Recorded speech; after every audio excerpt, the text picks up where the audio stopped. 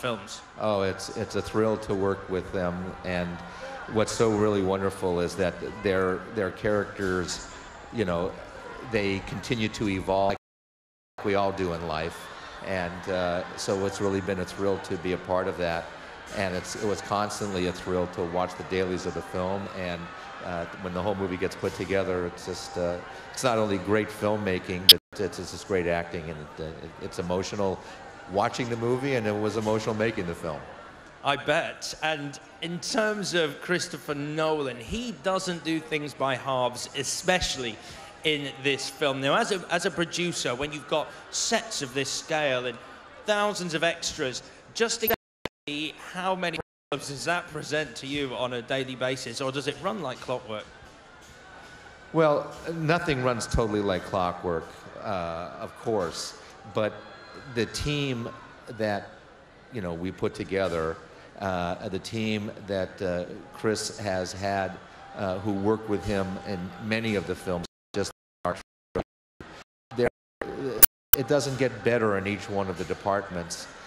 The acting doesn't get better, and it all starts from, you know, Chris, his vision, his dedication, his hard work, his meticulousness, and it flows from there. So while there are great challenges with the scope, the spectacle of the film, the global footprint, I'm not going to say that, you know, shooting in New York, which was challenging, shooting in London, which is challenging, shooting outside of London, braving the weather of Scotland for the opening sequence. All of that stuff is very, very challenging, but it is remarkably, you go into it with a tremendous amount of confidence because of everything that's surrounding the making of it.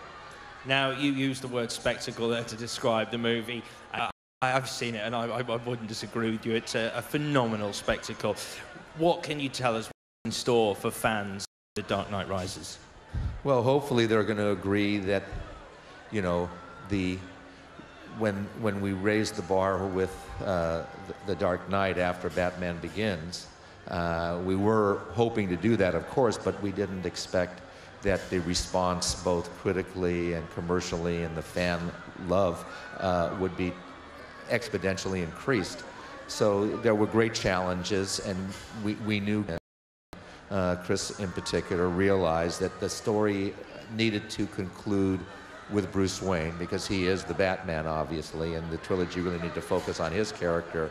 And so it has done that, but it also needed to raise the bar in terms of the spectacle, raise the bar hopefully in terms of the enjoyment, and also make sure that the film emotionally delivered in all areas, and that the editing would be, you know, satisfying.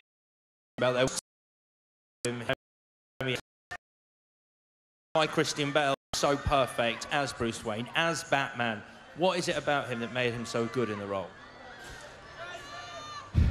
Christian Bale is just an amazing actor. As we all know, he won the Oscar last year for Best Supporting Actor in The Fighter, so he's just an amazing actor. But what he brings to the character of Bruce Wayne is this fantastic strength. He's formidable in terms of his internal fortitude, and yet you know that inside he can also at the same time let you know that he's suffering, that he you know, has a lot of pain, and he's not, you know, he's definitely an aspirational character because he's going to come through, and he's certainly going to give it his all. Charles, it's been a pleasure speaking to you. Have a great night. Enjoy your premiere. Thank you very much. I'm stood now what can only be described the T-junction of The Dark Knight Rises, as guests part, like the Great Sea, to attend either cinema for tonight's premiere. Stars of the film making their way into the cinema, and also guests as well, very excited, all wanting to have their picture taken with this bad boy that I am taking home tonight. I was going to say, I thought you wanted the one in black. Yeah, this one's only had one lady driver. It's done no miles. You might as well have it. I tell you what was great, just listening to Alex talk to Christian Bale there, is just hearing his kind of complete sort of sincerity in terms of him as an actor to be part of something like this for so long, and the character, and how important it is to him, and how much means to him. I think the really interesting thing about the role of Bruce Wayne and Batman in the Nolan movie versions is it's not that comic book hero anymore. It's not that cheesy movie. It's actually a movie about emotion. And this one, more than ever, even though Christopher Nolan kind of describes this as the war epic finale, this one, Bruce Wayne has more emotion in it than any of the others. And actually, I think that's testament to Christian Bale as an incredible actor. When you see his portrayal as Bruce Wayne, it really is something special. And it's that thing of the kind of, you know, losing his father at such a young age and then surrounding himself by these father figures, whether that be Michael Caine's character Alfred or Lucius, or even Tom Conti's character as well, where he finds himself in a bit of a sticky situation. But in terms of Christian Bale and what he's brought to this role, it's down to him that's brought this character to life.